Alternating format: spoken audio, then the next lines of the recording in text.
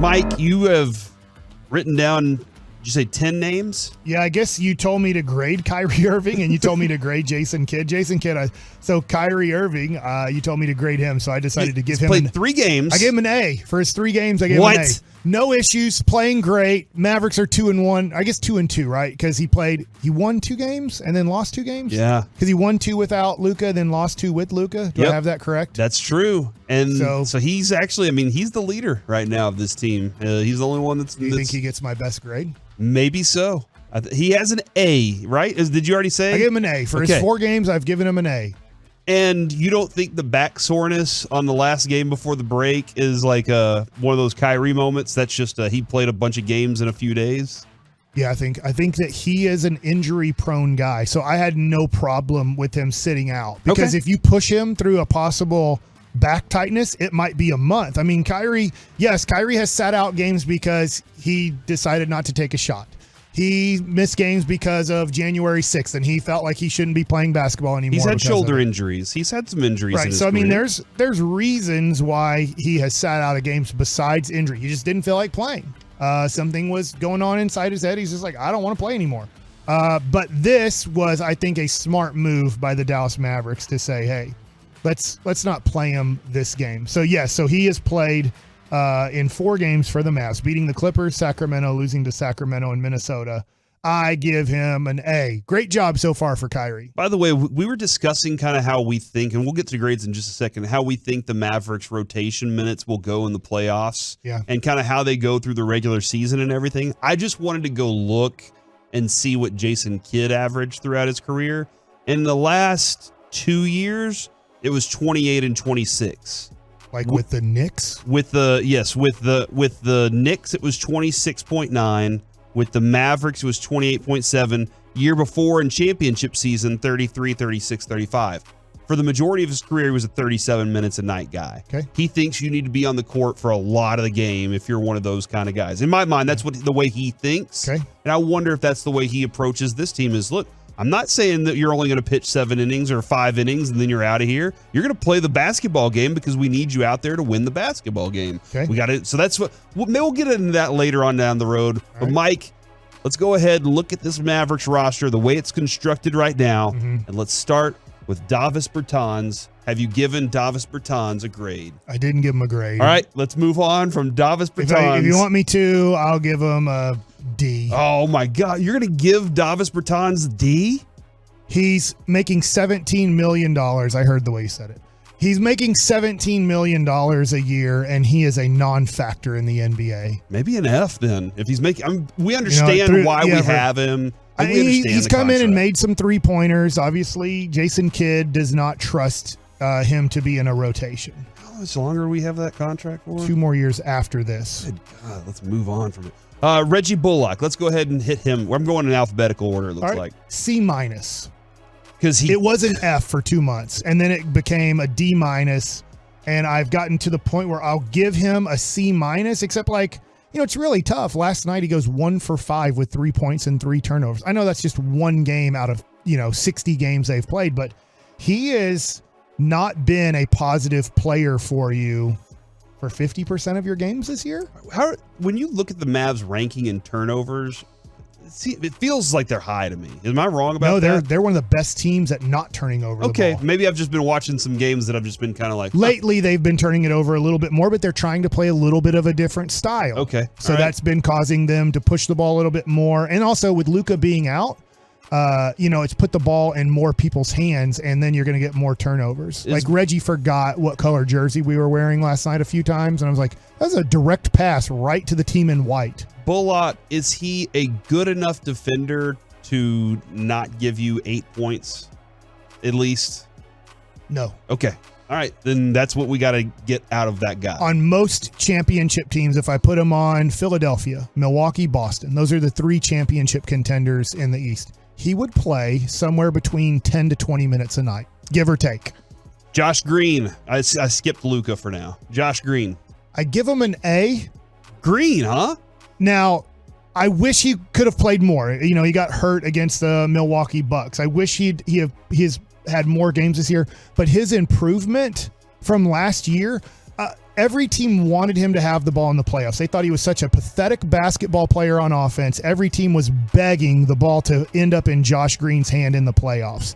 And now he's become, because of trade and everything, he's become your third best player. Now, there's still growing pains. Last night he was a bad basketball player. Yep. There's going to be growing pains with a 22-year-old that wasn't considered like a top 5 pick in the draft.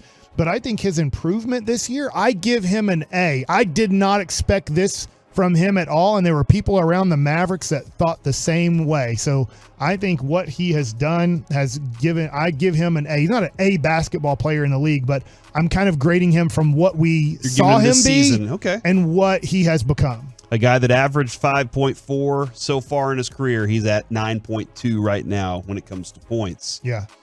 Tim Hardaway Jr. F. All right. I think we kind of know your feelings on that. Yeah. I'll say D-. I'm going to leave it at D- for right now. He's a horrible defender, he's a streak shooter, and he is mostly a negative player for you. 3 out of 4 games, he's a negative player for you, but there is 1 out of 4 games where he does really help your basketball team. I want to track, and I can't wait till we get to the playoffs. I know we still have to get there, Mike. Yeah. But I want to track his effectiveness in the playoffs. Just specifically that, because like you said, if he's hot at the right time, yeah, and it could be a quarter, like he could be hot for 1 quarter. Yeah, 1 quarter. It could be 5 straight games where he's just locked in, and for some reason you're like, oh my God, I can't believe it, like he's locked in. But right now, just to give you an idea, the Mavericks would be playing the Pelicans in the play-in situation. So at their All-Star break, I think there's games tonight to finish it out, but right now, to go into the All-Star break, they are in the play-in situation. Jaden Hardy. I give him an A. Really? Yes. Like I'm curious about why. Because he was drafted low? He was drafted in the 2nd round. He was considered 2 years ago coming out of high school. He decided not to go to college and play in the G League. Chet Holmgren was the number 1 prospect in all of basketball. Jaden Hardy was number 2 in all of basketball for their class. He dropped, as far as you could pretty much drop. He got drafted in the 2nd round, I think 36th or 37th overall. He went to the G League and was averaging the most points in the G League.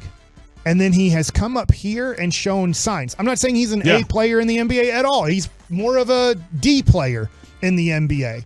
But I'm saying where you picked him at. You picked a dude in the 2nd round that you traded to get, and he has shown signs of being a rotational player in the NBA. I think that's an A for that, because look at Tyrell Terry and look at the dude Bay who we drafted. They're both out of the NBA. Mm-hmm. I think to get a dude that is a early 2nd round pick and he's already showing signs at 20 years old of being a contributing player, that's an A to me for that pick. From the 206, sound like it's either an A or an F, pass or fail. No middle ground for Mike. And maybe that's the case. Well, wait till we get to a lot of other C's coming up. I am very interested in the Hardy Green futures. I gave Bullock a C-, by the way. Yeah, I'm interested in the Hardy Green futures. I think with Hardy, clean up some of the turnover stuff. And he's not a point guard. Yeah. Stop trying to make him that. Now, the problem is you have a whole bunch of horse-ass players out there that can't play basketball, and so he finds himself with the ball in his hands being a point guard. From the 806, based off Mike's grades so far, I guess we're a top 3 seed. They have been at times, but then the other part of it is Kyrie got it. He's played 4 games. I don't that's not really. Mike, do you want to give a grade to Justin Holiday? No. Okay, and you said you already gave Kyrie an A. Yeah. Maxey, I give him a D. Okay. Just because he wasn't that good of a player this year so far. He showed signs of I can't make a shot to save my life. He is a good defensive player, and he got hurt. It's not really fair, but you make me grade him right now. I'll give him a D. JaVale McGee. F. He was brought in to be a starting player. He was brought in to play 15 minutes a night. Your first 5 minutes of the game, and probably your first 5 minutes of the 3rd quarter, and then mix in another 5 minutes somewhere. And you're not even getting that. Sometimes you get 2 minutes. Besides about 5 games this year, he has been horrible. Unplayable, pathetic, but I'm hoping it's been lately. Not consistently, but lately he's shown signs of being able to play NBA basketball again. So you got to pray and hope that those 3 or 4 games, not last night, but those 3 or 4 games that he's shown, that can be the guy who can play the last 20 games of the season. I don't trust it. But you got to hope and pray that JaVale Magoo, because he's been mostly Magoo, that we get McGee for about 12 to 15 minutes a night and not Magoo for 3 minutes to 0 minutes. There was a moment last night, Mike, where he got the ball on the perimeter with a full head of steam, and I was like, oh my God, he's going to dunk from the top of the key. And then, he got down to the baseline and was like, oh, crap, I don't know what to do with the ball. And I was like, no, just finish. Just go finish. And he was like, I can't. I can't. And I was like, please. I don't know how you give anything but an F to him. I don't know how you give a different grade to what he was brought in to do and what he's done. Because that's why I give a guy like Hardy an A. He was brought in to be in the G League all year. And he scored 29 points the other night against Utah on 12 shots. That is tremendous. It doesn't mean he's going to help you in the playoffs, but I think you have to look at Hardy and go, this has been a tremendous pickup for this team. He might get 6 minutes in the playoffs. Right. And that experience should help him. Hopefully it does. I'm going to pass on Markieff Morris. Yeah, he's not even played a second yet. I was surprised he didn't play last night at all. The human cigar, Frankie Smokes. F. But I don't know. He's horrible. He's $2 million. He shouldn't be in the NBA. I don't mind him being in the NBA, but I mean, why they started him last night? It's just because he does try hard on defense. And you had a coaching staff that was furious with their defense lately, and they're like, look, if we're going to show that defense matters, we will play a guy who can't play in the NBA to save his life on offense. But we're going to play him just to show that defense matters to us. We're going to start him. And I'm fascinated about that because when he was drafted, it was like, ooh, he should be able to grow into some things. He's never developed. That's what's wild to me. They drafted him as a point guard. Yeah. He couldn't play point guard, and he can't. That's decided. And then you're hoping the Mavericks picked him up going, maybe we can develop him as an off-ball guy who can be a catch-and-shoot guy. He can't shoot. Yeah. So they're just trying to figure out, hey, he'll run and put his arms up. He won't. I mean, if he's playing in the playoffs, we're losing. Dwight Powell? I give him a C+. What? Here's why I give Dwight Powell. So if you're saying I'm either pass or fail, Joey's laughing. I give him a C+. He wasn't even supposed to play this year. Do you remember what happened to start the year? JaVale McGee was starting. Christian Wood was coming off the bench. Maxi Kleber was coming off the bench. For the first 3 or 4 games, he was pretty much out of the rotation. We know you're not good. You're not playing. And they're like, here's the deal. We got JaVale Magoo. We thought we just signed McGee. You're going to have to play. We're going to start you and see what happens. And in the regular season, he's a below average starter. Unfortunately, come playoff time, Corey, we're going to have to limit him to 10 to 12 minutes because he can't play NBA basketball at that level. It's just too high of a level. They scout what he actually does decent in the NBA. They totally take it away, and he's worthless. 40 playoff games, he's 3 points, 2 rebounds.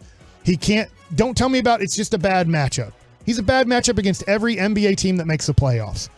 But I will give him a C+ for stepping back into his role after being eliminated from it. We're not going to play you anymore. You're not good enough to play in the NBA. The Mavericks knew it, but they're like, crap, Magoo is doing so bad. We're going to put you back into this rotation. At least Luka likes you. Yeah, and he stepped in, and he's doing what he does. This is what Dwight Powell is. This is why people love Dwight Powell. He works hard. He tries hard. He intentionally puts his face.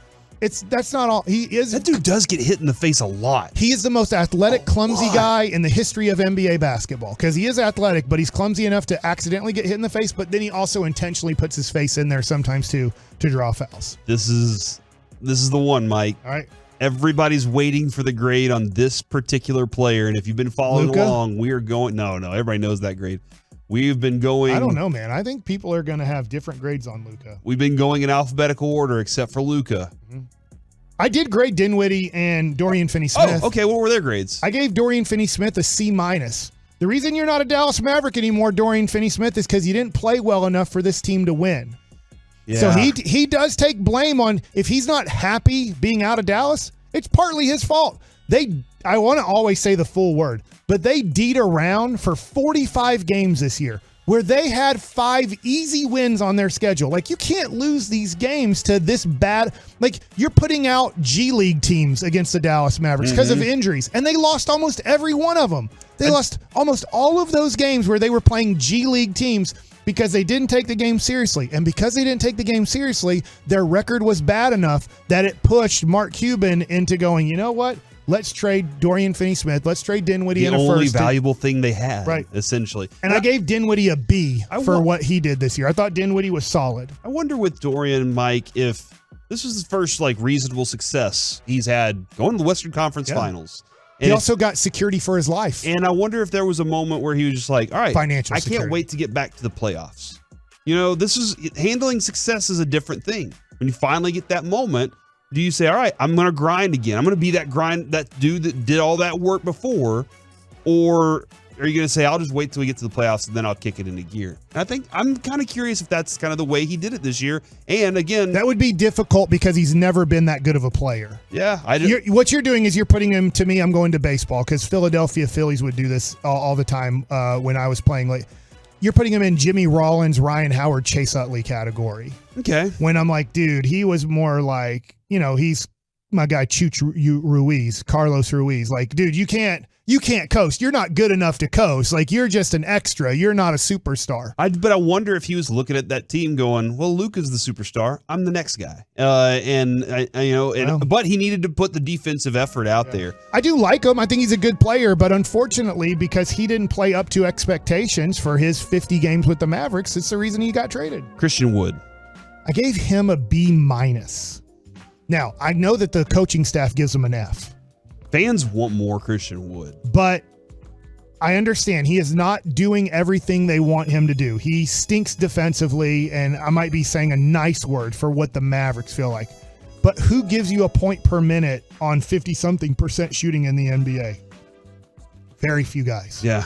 I saw on the list, I think he's scoring for playing under 30 minutes a night. He has the second most points scored in the NBA this year. That's insane. So I got to give him credit for that. The other thing, too, is I got to give him credit for getting rebounds. Dwight Powell struggles to get rebounds in the NBA. Maxi Kleber is the worst rebounder in the NBA when it comes to contested rebounds. That's a stat they keep. I don't know exactly how they keep it, but Maxi's the worst. And I know he hasn't played much. Christian Wood is great offensively, and I'm sure he messes up a few things offensively too because they refuse to play him down the stretch when we know there's going to be timeouts after offensive possessions. Third leading scorer in 27 minutes. That's insane to me. So I give him a B-. So I pretty much give him an A+ for offense and probably an F for defense. But I give him a B-. I know that is a very different grade than the Dallas Mavericks. I think the Mavericks, they tried everything they could to trade him, and it's probably for another day when he becomes a free agent. But Christian Wood, your agent sucks. Nobody wants to trade for you, and your agent's going to screw you over on your next contract because he's not good enough. He has horrible relationships with everybody around the league, and nobody wants to work with those brothers. So he needs to get rid of those agents. But I think the agents need to realize that the Mavericks tried everything they could to get some value for him and get rid of him, and no team wanted to give anything up for him. So how do you think, agents, it's going to go 5-6 months from now, probably less than that, but come July 1st, when your client hits free agency and nobody wants to work with you, and they're going to offer your guy probably somewhere between max $15 million a year and a low like 10 or 11. And they think he's supposed to get 20 to 25 a year. Now, I would like to have him back, but I don't think the Mavs coaching staff wants him back after this year. I'll take him on as my client, and I'll get him that deal with the Mavericks. You just wait, Mike. We're going to get him. I like Christian Wood. I loved interviewing him. Yeah. I want him on the Dallas Mavericks. I don't think he'll be back as long as Jason Kidd is the coach, and I'm 99.9% sure Jason Kidd's going to be the coach next year.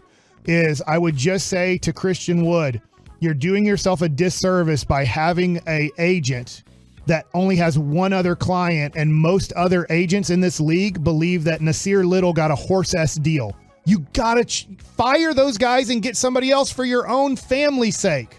From the 972, you know who isn't coasting? Dak. That dude's trying hard AF. He does. He tries absolutely. He does he pours it all in. You're getting the max out of Dak. Luka, I gave an A. What do you give Luka? I give him an A. I still feel like he's changed a little this year. And when we talk about it, you're right, Mike. When he passes the ball and then his teammate fumbles it out of bounds. The game's on replay right now. And he passed the ball to Reggie Bullock to shoot a three. He didn't shoot a three, and he threw it to the other team. So should I pass it to Reggie next time on the move? And maybe that's the reason that everything looks so good right now with Kyrie is when the ball's moving around, Kyrie trusts everybody. Because they haven't let him down. Because they haven't let him down yet. And Luka's like, I can't give that. I have to do it all myself. And Luka at some point has to just go, you know what? I have to give in. I have to. Yeah. We're going to fail with this team or do it, but I can't let everybody on this court be bored to death. So that's where I'm kind of struggling is I want to see him grow even more, but he's giving you MVP stuff. It's just that the whole, like, this team has to do more is there. So I feel the A part of it. What about Kid? I gave him a C-. No, I gave him a C. I took off the minus and gave him a C. I think this team has underperformed. I think that they haven't been ready to play certain games. I think that their record should be, they're 31-29 right now. I think that they should be 5 games better. And I know that he's dealing with a limited team, right? If I go real quick, Dwight Powell, C+, but only because of what he accomplished being a bench warmer to getting back in the rotation. Reggie Bullock, C-. Dorian Finney-Smith, C-. Dinwiddie, B. And the reason I'm naming them is they were on the team most of this first half. McGee, F. Christian Wood, B-, and they would give him a worse grade. Maxi Kleba, I gave him a D, but it's not fair. He's missed most of the year. But, like, he's not dealing with the most talented roster. He's having to play the cheerleader from North Carolina. He's having to play Frankie Smokes. Like, he's having to play guys that shouldn't be on the court for 1 second in competitive NBA basketball games. But at the same time, he didn't have his guys ready to play against the New Orleans Pelicans, who had no Zion, no Ingram, no McCollum, name the whole damn team. They're just throwing out their G League team, and you lost handily to them. Denver did the same thing. You lost a game earlier in the year where Denver was missing 4 out of their 5 starters, and you can't do that. Like, you got to be better than that, because one of the reasons that I said maybe you need to fire Rick Carlisle, and I'm a big Rick Carlisle fan, like it or not. I do like Rick Carlisle, and I don't think this was all his fault. But one of the reasons I thought you might need to fire Rick Carlisle his last year, 20% of your games or more, 30% of your games, your guys weren't ready to play. They went out and you're like, they're not even trying. Why are you not trying? And last year, the Mavericks tried for 82 games. I would say they tried for about 70 or more of those games, tried really hard. Yeah, you're going to lose games. Teams are better than you. You have an off shooting night. But this year, you've had 10 games this year where you didn't care to play basketball. Like, your team was like, I don't care. I don't want to play basketball tonight, coach.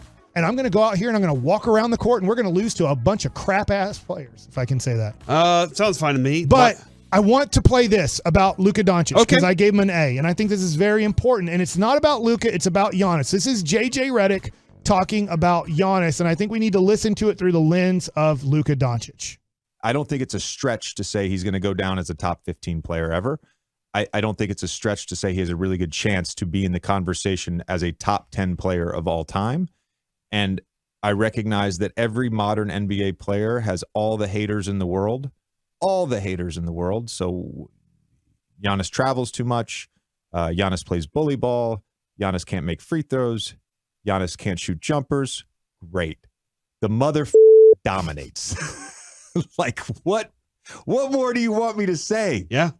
I hate to tell you guys, there is no perfect basketball player. There is no basketball player without 0 flaws in their game. None. George is the greatest player of all time. LeBron's the greatest player. Whoever. I don't care. They've all got flaws in their game. There's always something you can nitpick. You can't nitpick with greatness. So I think that's important because, look, we can nitpick Luka. I nitpick Luka. I don't just say he's great and he has no flaws. He needs to shoot free throws better. He needs to, at times, he needs to move the ball a little bit quicker. He needs to get back on defense. He needs to stop arguing with the refs. He needs to quit all the technical fouls where we get to the last 10 games of the season and he's 1 technical away from getting suspended for a game that, I'll tell you what, in this year, you better damn not get suspended because you picked up too many technical fouls because we might not make the playoffs because of your bitching and moaning to referees. But at the same time, J.J. Redick makes a great point, is like every player has flaws. And now we do pick at them a little bit more because of social media and we see those things. But, you know, to not give Luka an A for carrying this team to over 500, losing Brunson for nothing, not really getting much help at times from the motivation of the team and being ready to play against really bad basketball teams. If Luka has a bad game, if Luka doesn't play, they were 0-7. It really was 1-7 because he got hurt the first 3 minutes of the Phoenix game and Dinwiddie and Dorian Finney-Smith and other guys won that game. But, I mean, you can't win without Luka on the court. You literally can't win a game without Luka having a very good game. It's really tough to say Luka's a problem when you can't even compete at an NBA level without him on your team. You're using everything you can from the player right now. And it's tough, but hopefully that's the fingers crossed moment, Mike, is I kept saying, I hope on the other side they make a move or something happens. We couldn't see. I never saw this Kyrie move happening. Right. I didn't see that on the other side. I was like, maybe we can add a piece that's better than Dwight Powell. That was my hope. And now you added a superstar next to him. So now, what more can they do as they develop in these last few games before the playoffs? And then whenever playoff time gets real, how much realer does the rest of the team get for those moments? How much better does Jason Kidd look as a coach in the playoffs? Maybe things change then, but effort is going to have to be something, and they have the guy. They have the right guy. I love the dude that they have.